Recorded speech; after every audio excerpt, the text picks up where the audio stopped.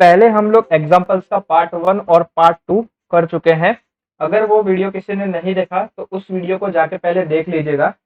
मैं आपको उसकी लिंक आई बटन में प्रोवाइड करवा दूंगा। आज है हमारा एग्जाम्पल नंबर का पार्ट 3। तो बिना किसी देरी के स्टार्ट करते हैं आज का लेक्चर। मैं आप सभी का स्वागत करता हूं इस चैनल पे जिसका नाम है जेडी स्टडीज। तो आइए स्टार्ट करते हैं।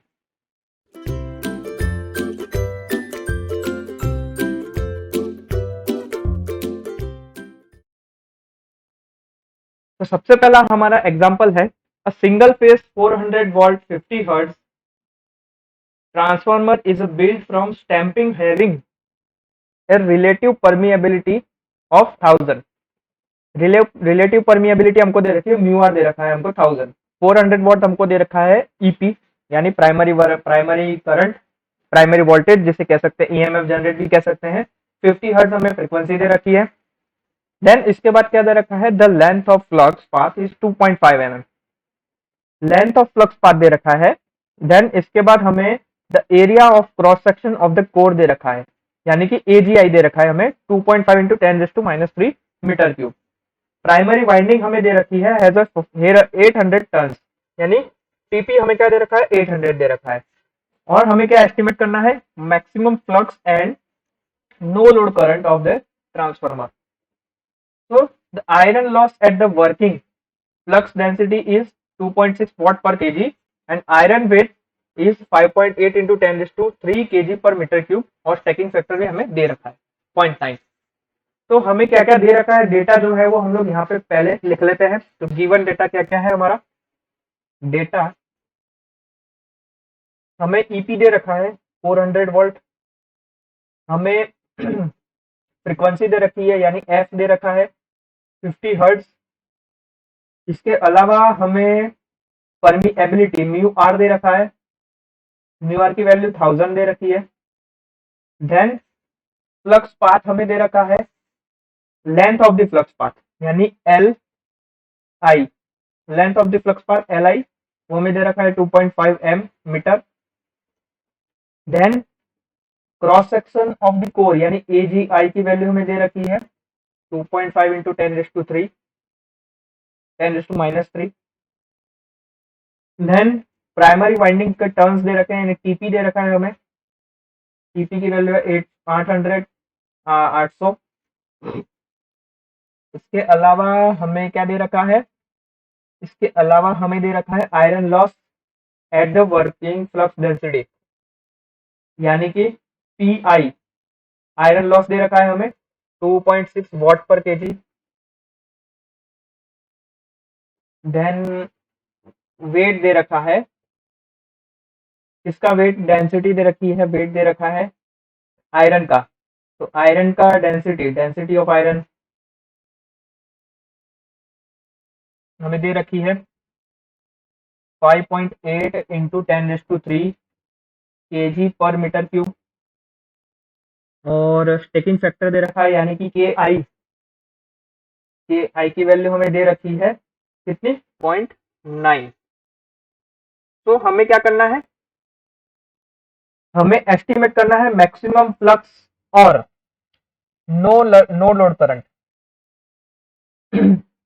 ओके, तो मैक्सिमम फ्लक्स और नो लोड करंट दो चीज हमें फाइंड आउट करनी है।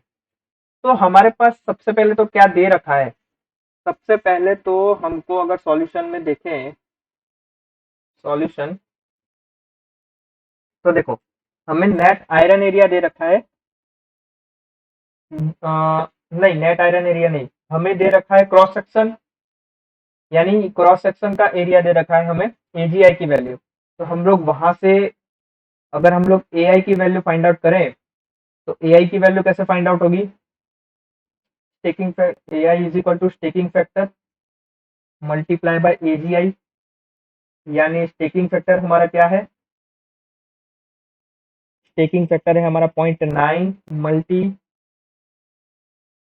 मल्टीप्लाई बाय 2.5 इंटू 10⁻³ तो हमारे पास एआई की वैल्यू आ जाएगी 2.25 into 10⁻³ metre square. Now we have EMF equation है हमारे पास EP is equal to 4.44 F pi M into TP. Maximum flux find out करना है तो फाई एम की जगह हम लोग B M into A I लिख सकते हैं ना, तो वही करेंगे हम लोग। क्या करेंगे 4.44 एफ फाई एम की जगह B M into A I TP. तो यहाँ से हम लोग बी एम फाइंड आउट करेंगे, TP divided by 4.44 F A I TP. हर एक चीज है हमारे पास, ए आई है, टीपी है, फ्रीक्वेंसी हमें दे रखी है, तो यहाँ से हमें मैक्सिमम फ्लक्स मिल जाएगा। तो maximum flux flux in the core B M, वो क्या होगा, B M into B M is equal to 400 divided by 4.44, frequency थी हमारी 50, ए आई था हमारा 2.25 इंटू 10⁻³ देन क्या बचा टीपी। टीपी कितना था हमारा, टीपी था हमारा 800। तो यहाँ से हमारे पास बीएम की वैल्यू कितनी आएगी 1.0 वेबर पर मीटर स्क्वायर। ये आई हमारे पास बीएम की वैल्यू। तो flux in the core, flux in the core क्या होगा बीएम इंटू ए आई, तो 1 इंटू 2.25 इंटू 10⁻³ तो फ्लक्स इन द कोर कितना होगा 2.25 इंटू 10⁻³ वेबर। ये हमें फाइंड आउट करना था, जो हम फाइंड आउट कर चुके हैं पहला ये वाला। देन हमें क्या चाहिए, हमें अब नो लोड करंट चाहिए। नो लोड करंट के लिए यानी नो लोड करंट का इक्वेशन क्या है, नो लोड करंट का आई एम स्क्वायर प्लस क्या होता है, हमने लास्ट लेक्चर में किया था, मैग्नेटाइजिंग करंट प्लस उसका लॉस कंपोनेंट यानी आई एल स्क्वायर। ये होता है हमारा no load component, no load. और आई एल की जगह हम लोग क्या लिख सकते हैं, अगर ये सिंगल फेज ट्रांसफॉर्मर है तो पी अपॉन वीपी ये लिख सकते हैं ना। तो आई एल की जगह हम लोग वही लिखेंगे। तो हमें तो पहले मैग्नेटाइजिंग करंट फाइंड आउट करना पड़ेगा, उसके बाद लॉस कंपोनेंट का फाइंड आउट करना पड़ेगा, देन उसका स्क्वायर करके अंडर रूट निकालेंगे तो हमारे पास नो लोड करंट आ जाएगा। तो सबसे पहले हम लोग फाइंड आउट करते हैं आई एम यानी मैग्नेटाइजिंग करंट। मैग्नेटाइजिंग करंट देखिए, magnetising current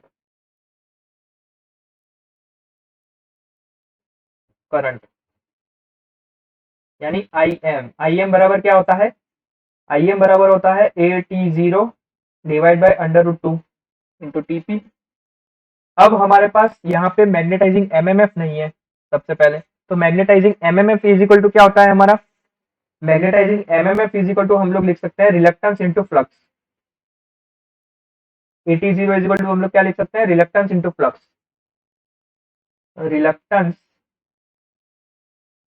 multiply by flux divide by √2 into TP तो है ही है। तो यहाँ से हम लोग क्या लिख सकते हैं, रिलक्टेंस इंटू फ्लक्स। तो रिलक्टेंस इज इक्वल टू क्या होता है हमारा L I divided by mu A I, और फ्लक्स का था हमारे पास पाई एम और divided by under root 2 into TP. Okay, यहाँ पे म्यू हमारा क्या रहेगा, म्यू रहेगा हमारा म्यू जीरो म्यू आर। तो L I multiply by pi M divided by mu का mu zero mu R A I into under root 2 into TP. तो यहाँ से हमारे पास सब हम लोग सारी वैल्यू यहाँ पे पुट कर देंगे, तो हमारे पास मैक्सिमम मैग्नेटाइजिंग एमएमएफ आ जाएगा। मैग्नेटाइजिंग एमएमएफ यानी एटी जीरो की वैल्यू हमारे पास क्या आ जाएगी, देखिए क्या था हमारा इक्वेशन ये था L I into phi M, divided by क्या था mu zero mu R A I under root 2 TP, A I under root 2 into TP. यहाँ पे हम लोग सारी वैल्यू पुट करेंगे, तो हमारे पास एल आई की वैल्यू क्या है 2.5, फाई एम हमारा कितना आया 1 आया, देन म्यू जीरो हमको म्यू आर की वैल्यू दे रखी है 1000 और mu zero is equal to क्या होता है 4 पाई इंटू 10⁻⁻⁷। देन इसके अलावा हमारे पास क्या क्या अवेलेबल है, इसके अलावा हमारे पास ए आई की वैल्यू अवेलेबल है 2.25 इंटू 10⁻³ तो हम लोग यहाँ पे रखेंगे 2.25 into 10⁻³ then under root of 2 और टीपी की वैल्यू हम लोग यहाँ पे पुट करेंगे। टीपी की वैल्यू हमको यहाँ पे एग्जांपल में दे रखी है, टीपी की वैल्यू हमारे पास है 800 तो हम लोग यहाँ पे 800 रखेंगे। ओके, तो हमारे पास मैग्नेटाइजिंग एमएमएफ की वैल्यू आ जाएगी। मैग्नेटाइजिंग एमएमएफ की वैल्यू हमारे पास कितनी आने वाली है, वो हमारे पास आने वाली है, नहीं ये मैग्नेटाइजिंग एमएमएफ नहीं है, ये हमारा आई एम है, मैग्नेटाइजिंग करंट है सीधा। तो मैग्नेटाइजिंग करंट हमारे पास कितना आएगा, वो आएगा हमारे पास, अगर इसको सॉल्व करेंगे तो हमारे पास आएगा 1.75 एम्पियर। ये आया हमारे पास I M. Then I L की बात करेंगे हम, तो I L is equal to क्या होता है हमारा पी आई अपॉन वीपी। यहाँ पे मैं इस साइड में एक I L loss component is equal to क्या होता है P I upon VP. Volume of the core हमें ढूंढना पड़ेगा, तो सबसे पहले हम लोग वॉल्यूम ऑफ द कोर ढूंढते हैं, वीपी। वीपी कैसे ढूंढेंगे, volume of the core, volume of the core हमारे पास क्या रहेगा, वो हमारे पास रहेगा A I multiply by A I multiply by L I. ये हमारा वॉल्यूम ऑफ द कोर है, तो ए आई हमको दे रखा है 2.25 मल्टीप्लाई बाय 10⁻³ एल आई हमारे पास पहले से ही है 2.5, तो यहाँ से हमें वॉल्यूम ऑफ द कोर मिल जाएगा, कितना मिलेगा 5.625 इंटू 10⁻³ मीटर क्यूब। ये हमें वॉल्यूम मिला। वॉल्यूम मिला तो हमको वेट भी ढूंढना पड़ेगा, तो वेट ढूंढेंगे हम। आयरन लॉस फाइंड आउट करने के लिए हमें वेट चाहिए होगा, तो वेट ऑफ कोर कितना होगा, वो होगा हमारा volume of the core, volume of the core यानी कि 5.625 मल्टीप्लाई बाय 10⁻³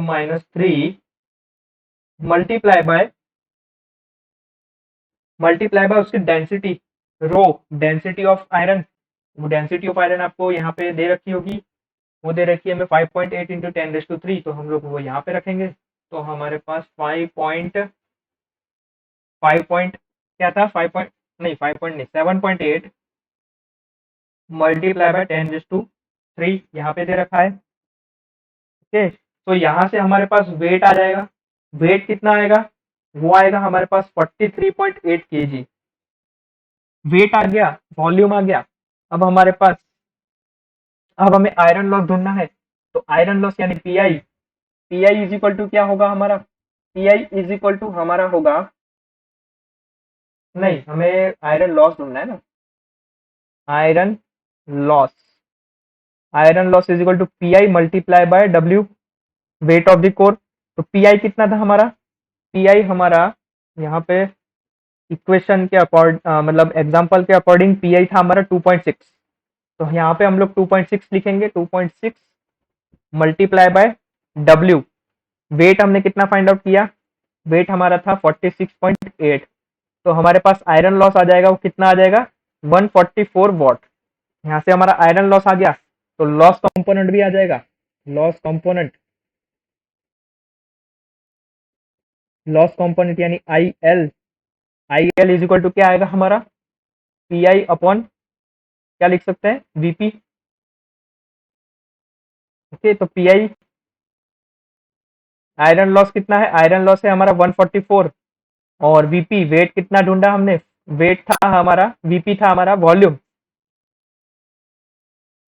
ओके, तो वॉल्यूम वीपी की अगर बात करें, नहीं ये वॉल्यूम नहीं है, वीपी इज इक्वल टू हमारा क्या है, ये ईपी है एक्चुअली। ईपी हमारा क्या दे रखा था 400 एग्जांपल में दे रखा है, तो हमारा यहाँ पे लॉस कंपोनेंट भी आ गया 0.25 एम्पियर। तो यहाँ से हम लोग का पास लॉस कंपोनेंट आ गया और मैग्नेटाइजिंग करंट भी हमारे पास है तो हमारे पास नो लोड करंट भी आ जाएगा। तो नो लोड करंट क्या होगा, no load current I zero is equal to क्या होता है, I M square plus I L square. I M है आपके पास, आई एम कितना है 1.75 प्लस आई एल आपके पास 0.25, इसका स्क्वायर करके अंडर रूट करेंगे तो हमारे पास आई जीरो आ जाएगा, जो हमारे पास वैल्यू आएगी 1.77 एम्पियर। ओके, तो ये था हमारा नो लोड करंट। और फ्लक्स कितना आया हमारा, फ्लक्स आया हमारा 2.25 इंटू 10⁻³ ये दोनों जो है वो हमारे आंसर्स हैं। ओके, नाउ दूसरा एग्जांपल, दूसरा एग्जांपल क्या कहना चाहता है, अ 6600 volt 60 hertz single phase transformer has a core of sheet steel, net iron cross sectional area is 22.6 into 10⁻³ meter square, mean length is 2.23 meter and there are 4 lap joints. Okay, each lap joint takes 1/4 times as much reactive mmf as it is required per meter of the core. If bm is equal to 1.1 weber per meter square, then determine the number of turns on a 6600 volt winding and no load current.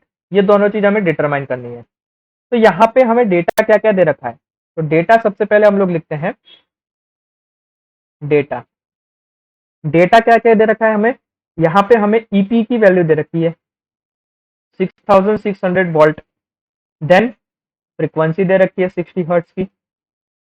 इसके अलावा हमें net iron cross sectional area दे रखा है, वो है हमारा A I 22.6 into 10⁻³ metre square. Then एक चीज और यहाँ पे दे रखी है, मीन लेंथ, ठीक है, यानी एल। मीन लेंथ की बात करें तो यहाँ पे लिख सकते हैं एल आई 2.23 मीटर। और एक और चीज दे रखी है, क्या दे रखी है, 4 lap joints and each lap joint takes the 1/4 time as much the reactive mmf as it required per meter of the core। यानी क्या दे रखा है, mmf ऑफ जॉइंट, mmf यहाँ पे साइड में लिख देता हूँ आपके लिए data, mmf for joint is equal to 1/4 times of mmf per metre, mmf per metre of core, ये हमें दे रखा है। ओके, देन इसके अलावा हमें क्या दे रखा है, हाँ, एम्पलीट्यूड फैक्टर हमें 1.52 दे रखा है। मैं यहाँ पे लिख देता हूं, एम्पलीट्यूड फैक्टर कितना दे रखा है हमें, 1.52। एक चीज और दे रखी है, एमएमएफ पर मीटर की वैल्यू हमें दे रखी है। देखिए, एमएमएफ पर मीटर की वैल्यू हमारे पास है कितनी, 232 एम्पियर पर मीटर, ये हमें दे रखा है। देन इसके अलावा हमें क्या दे रखा है, स्पेसिफिक ग्रेविटी, वो भी एक चीज इसमें ऐड कर देते हैं, स्पेसिफिक ग्रेविटी, ये हमें दे रखी है 7.5। और स्पेसिफिक लॉस भी दे रखा है, मैं यहाँ पे लिख देता हूँ, स्पेसिफिक लॉस दे रखा है आपको 1.76 वॉट पर केजी। ओके, तो हमें फाइंड आउट क्या करना है, हमें दो चीज फाइंड आउट करनी है, एक the number of turns for the 6600 volt की वाइंडिंग के लिए, then no load current. Okay, so solution, यहाँ पे अगर हम लोग नेक्स्ट पेज पे सॉल्यूशन देखते हैं, सॉल्यूशन। ओके, तो सबसे पहले हमें नंबर ऑफ टर्न्स ढूंढने हैं। तो ये नंबर ऑफ टर्न्स हमारा क्या होता है, ईएमएफ इक्वेशन में से देखें तो हमारे पास ये आएगा number of turns, E divided by 4.44 F B M into A I. सारी वैल्यू हमको दे रखी है। क्या दे रखा है? ई की वैल्यू हमें दे रखी है 6600, 4.44 एफ हमें दे रखा है 60, बी एम मैक्सिमम फ्लक्स हमें दे बी एम की वैल्यू हमें को दे रखी है 1.1, देन ए आई की वैल्यू हमको दे रखी है 22.6 मल्टीप्लाई बाय 10⁻³ तो यहाँ से हमारे पास नंबर ऑफ टर्न्स कितना आया? 1100। ये आया हमारा number of turns. Then MMF required. Then दूसरा क्या ढूंढना था हमें? दूसरा ढूंढना था no load current. No load current यानी I0 फाइंड आउट करना है, यानी कि हमें क्या चाहिए? IM² चाहिए, IM की वैल्यू चाहिए और IL की वैल्यू चाहिए। ये दोनों वैल्यू हमें चाहिए। तो यहाँ पे हमें IM ढूंढने के लिए सबसे पहले तो MMF ढूंढना पड़ेगा। सो यहाँ पे मैं लिखता हूँ, सबसे पहले MMF ढूंढता हूँ। तो MMF required for iron part, वो कितना होगा? वो होगा हमारा कितना होगा? MMF per metre of the core multiply by LI, यानी 223 मल्टीप्लाई बाय हमारे पास था 2.23। तो हमारे पास क्या आएगा? MMF कितना आएगा? 232 एम्पियर। नहीं, 232 नहीं आएगा, हमारे पास MMF आएगा 517 एम्पियर। ये तो आयरन पार्ट की हो गई। अब हमारे पास एक और चीज, यहाँ पे एक और रिलेशन दे रखा है कि आपका MMF for joint is equal to क्या दे रखा है? 1/4 of MMF per metre of the core. तो यहाँ से हम लोग MMF रिक्वायर्ड फॉर जॉइंट्स ये फाइंड आउट कर सकते हैं, जो हमारा था 1/4 इंटू 4 इंटू 223, ये दे रखा था हमको। तो यहाँ से हम लोग क्या है, यहाँ से MMF required for joint find out कर सकते हैं, जो हमारे पास आएगा 232 ampere. Okay, now total magnetising MMF, तो यानी 80 कितना आएगा? 517 plus 232 is equal to 749 ampere. यह है हमारे पास 80 की वैल्यू। तो यहाँ से हम लोग मैग्नेटाइजिंग करंट फाइंड आउट कर सकते हैं। मैग्नेटाइजिंग करंट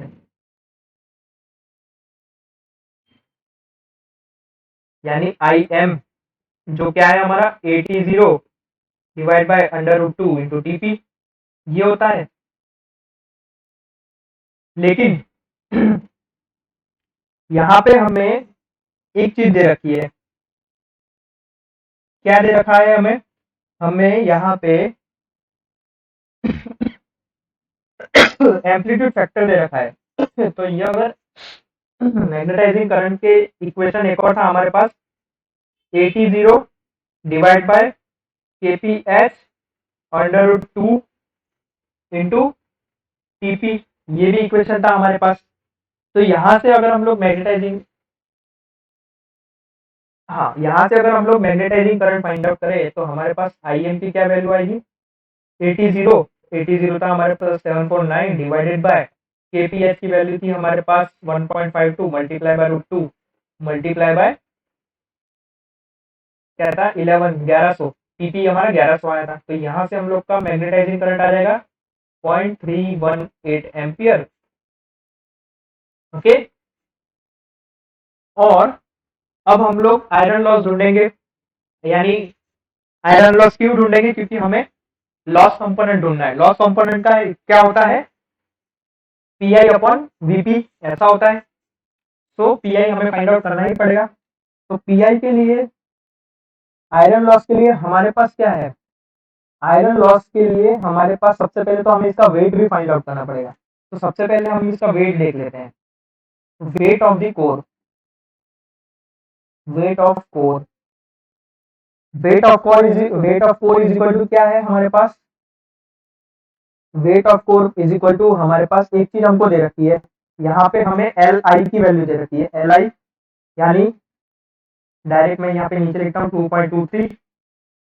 इसके अलावा हमें एक चीज और दे रखी है, वो क्या दे रखा है, वो दे रखा है हमें ए आई।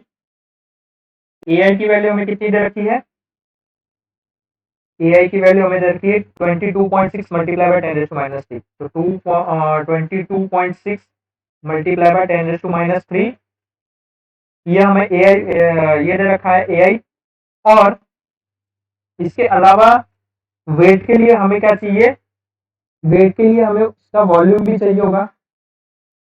ओके, तो वॉल्यूम के लिए हमको यहाँ पे स्पेसिफिक ग्रेविटी भी दे रखी है। तो स्पेसिफिक ग्रेविटी की वैल्यू अगर हम लोग यहाँ पुट करेंगे तो हमको दे रखा है 7.5 इंटू 10⁻³ तो यहाँ से हम लोग स्पेसिफिक ग्रेविटी ग्रेविटी ओके, तो यहाँ से हमारे पास क्या आ जाएगा, wait of the core multiply करेंगे, यहाँ से ये कट आउट हो गया 378 kg। यह आया हमारे पास वेट ऑफ कोर। ओके, तो यहाँ से वेट ऑफ कोर का यूज करके हम लोग आयरन लॉस फाइंड आउट करेंगे, total iron loss P I. Iron loss क्या आ जाएगा, वो हो जाएगा हमारा वेट ऑफ द कोर यानी 378 मल्टीप्लाई बाय उसकी स्पेसिफिक लॉस। स्पेसिफिक लॉस कितनी थी 1.76। तो यहाँ से हमारा लॉस आ जाएगा जो हमारा रहेगा, आयरन लॉस हमारा कितना रहेगा 665 वॉट। तो यहाँ से हम लोग लॉस कंपोनेंट फाइंड आउट कर सकते हैं। लॉस कंपोनेंट यानी कि L I, sorry L I नहीं I L, loss component I L find out कर सकते हैं। P I upon VP, P I upon VP. P I हमको मिला है 665 और वीपी हमें दे रखा है 6600। तो यहाँ से हमारे पास लॉस कंपोनेंट कितना आएगा 0.1 एम्पियर। तो लॉस कंपोनेंट मिल चुका है, आई एम मिल चुका है, दोनों चीज मिल चुकी है। तो हमारा नो लोड करंट भी आ जाएगा। नो लोड करंट क्या है, I zero is equal to under root of I M square plus I N square यानी 0.318 का स्क्वायर प्लस 0.1 का स्क्वायर करके इसका अंडर रूट करेंगे तो हमारे पास आई जीरो की वैल्यू आ जाएगी। तो वो कितनी है हमारे पास 0.333 एम्पियर। ये था हमारा आंसर। ओके, पहला आंसर हमें यही मिल गया है टी का, और बी का आंसर हमें यहाँ मिल गया है 0.333 एम्पियर। तो ये था सेकंड एग्जांपल जिसमें हमने नंबर ऑफ टर्न्स और no load current find out किया।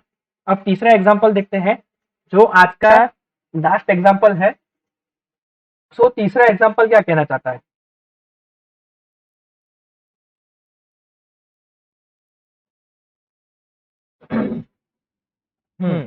तीसरा एग्जांपल ये कहना चाहता है calculate the active and reactive component. हमें एक्टिव और रिएक्टिव कंपोनेंट ढूंढने हैं किसके, नो लोड करंट के, जिसमें 400 वोल्ट 50 हर्ट्ज आपको दे रखा है, सिंगल फेज का ट्रांसफार्मर है। और इसके अलावा इसके आपको डेटा दे रखे हैं यहाँ पे, जैसे आपको स्टेकिंग फैक्टर दे रखा है, डेंसिटी दे रखी है, length of mean flux path दे रखा है, ग्रॉस आयरन सेक्शन दे रखा है, आपको प्राइमरी टर्न्स की वैल्यू दे रखी है, जॉइंट्स का इक्विवेलेंट दे रखा है 2 mm of gap.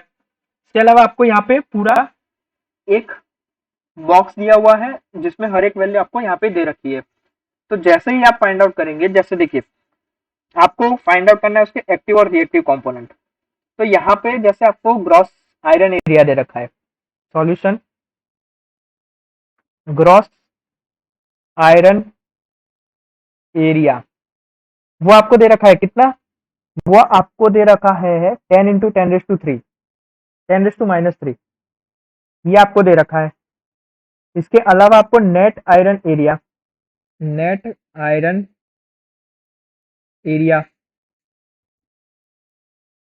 Okay, net iron area. तो net iron area net iron area is equal to क्या होगा 9 इंटू 10⁻³ मीटर स्क्वायर। ओके, तो फ्लक्स हमको फाइंड आउट करना है। तो फ्लक्स कैसे फाइंड आउट करेंगे? Flux in the core,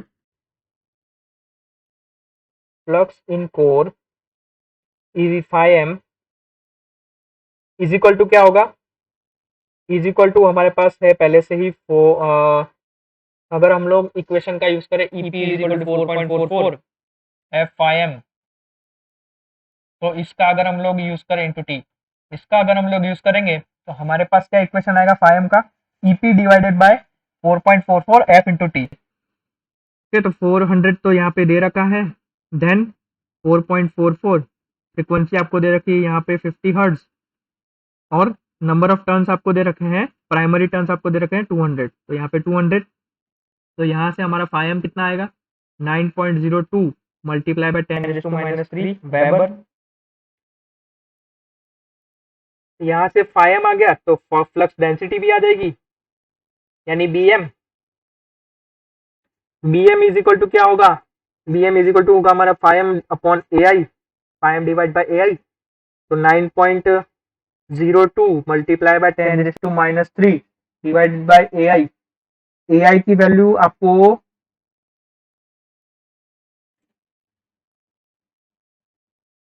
A I की वैल्यू आपको यहाँ से मिलेगी 9। ओके, तो डिवाइड बाय 9 करेंगे तो हमारे पास क्या वैल्यू आएगी? वैल्यू आएगी near about to 1 weber per metre square. तो यहाँ पे आपको देखिए, यहाँ पे आपको बीएम की वैल्यू दे रखी है 1। ये देखिए, बीएम की वैल्यू अगर आपकी 1 होगी तो आप एमएमएफ की वैल्यू कितनी लेंगे? 2 लेंगे, और आयरन लॉस कितना लेंगे? 1.3 लेंगे। तो यहां से आप लोग क्या कर सकते हैं? नो लोड करंट के लिए आगे की चीज फाइंड आउट कर सकते हैं। जैसे जैसे क्या होगा? जैसे हमारा एमएमएफ होगा फॉर जॉइंट पाथ, वो फाइंड आउट कर सकते हैं। कैसे? वो आप फाइंड आउट करेंगे आपको यहाँ पे दे रखा होगा, हाँ दे रखा है आपको 210 multiply by 2.2 is equal to हमारे पास क्या आएगा? 462 एम्पियर। ये आया हमारा एमएमएफ फॉर जॉइंट पाथ। ये जॉइंट पाथ का आया। देन जॉइंट्स के लिए हम लोग फाइंड आउट करेंगे। तो जॉइंट्स के लिए हमारा डायरेक्ट इक्वेशन आपको याद रखना है, एमएमएफ फॉर जॉइंट, वो आएगा हमारा 8 lakh multiply by B into L G, 8 lakh multiply by 1 into 0.2 divided by 1000। तो यहां से हमारा एमएमएफ फॉर जॉइंट आया 160 एम्पियर। तो टोटल हमारा एमएमएफ कितना आया?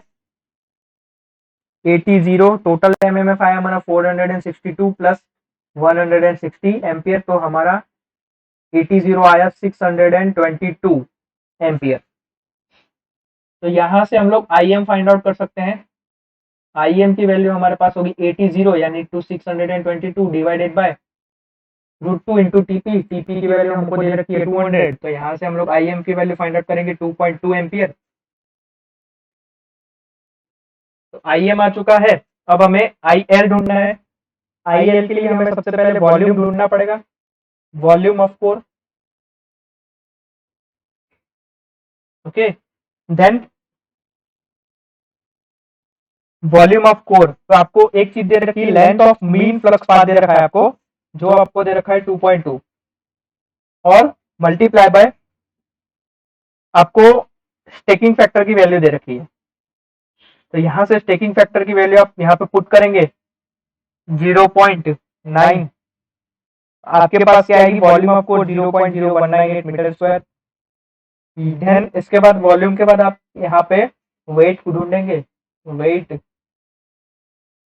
वेट ऑफ कोर आपका 0.0198 मल्टीप्लाई बाय आपको उसकी डेंसिटी, तो डेंसिटी आपको दे रखी है 7.8 इंटू 10⁻³ ये आपको दे रखी है डेंसिटी। तो यहां से आपका वेट आ गया वो आ गया आपका 155 kg।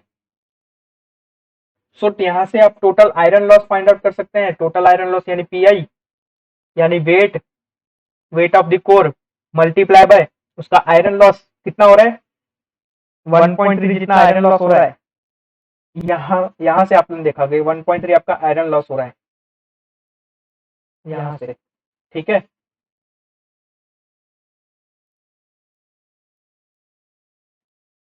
ओके, तो आयरन लॉस आपका कितना हुआ, 1.3 जितना। तो आपके पास टोटल आयरन लॉस कितना आया, 1.3 मल्टीप्लाई बाय 155। तो टोटल आयरन लॉस आपके पास आया 201.5 वॉट। देन सिंपल है, लॉस कंपोनेंट आप फाइंड आउट कर सकते हैं, यानी IL इज इक्वल टू क्या होता है, PI अपॉन VP। PI की वैल्यू आपके पास आ चुकी है 201.5 और VP आपको दे रखा है पहले से 400। तो यहाँ से आपके पास लॉस कंपोनेंट आया 0.5 एम्पियर। तो नो लोड करंट भी आप फाइंड आउट कर सकते हैं, वो आया आपका IM इज इक्वल टू क्या होता है, under root of I0 IM square plus IL square, ये होता है। तो IM square is equal to आपके पास है ये 2.2, यहाँ से आपका IM आ गया 2.2, यहाँ से आ गया आपका IL 0.5 प्लस 0.5 का स्क्वायर। तो आपके पास कितनी वैल्यू है I0 की, पॉइंट कितनी आई, नहीं, 2.2 का स्क्वायर प्लस 0.5 का स्क्वायर अंडर रूट। ओके, तो आपके पास वैल्यू है 2.26 एम्पियर। यह है आपका नो लोड करंट जो आपको फाइंड आउट करना था। ओके, तो ये है आपका आंसर। सो आज इसी के साथ हम लोग आज का लेक्चर यहाँ पे पूरा कर देते हैं। आप इस चैनल को लाइक कीजिएगा, वीडियो को भी लाइक कीजिएगा, चैनल को सब्सक्राइब कर दीजिएगा और बेल आइकन पे भी क्लिक कर दीजिएगा ताकि नए वीडियो आए तो आपको इसकी नोटिफिकेशन मिलती रहे। ओके, मिलते हैं नेक्स्ट लेक्चर में। टिल देन, जय हिंद।